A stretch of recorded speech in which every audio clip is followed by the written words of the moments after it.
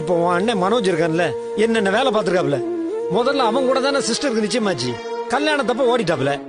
அது அவங்க குடும்பத்தை எவ்வளவு பாதிச்சிருக்கு. அதுக்காக அவங்க என்னைக்காவது உன் அண்ணன் கூட பேசக்கூடாதுன்னு சொல்லியிருக்காங்களாடா?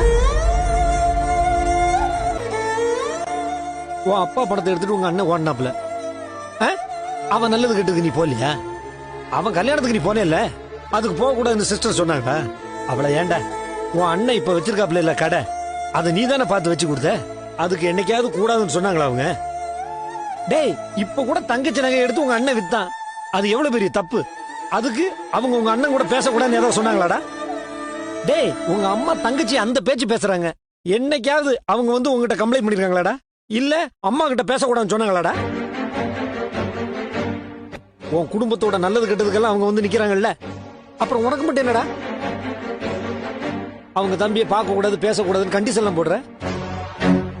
ஏன் நம்ம ஆம்பளை நம்ம சொன்னா பொண்டாட்டி கேட்டுக்கணும், அப்படிதானே? அப்படிலாம் நினைக்கிறவனாடா நானு.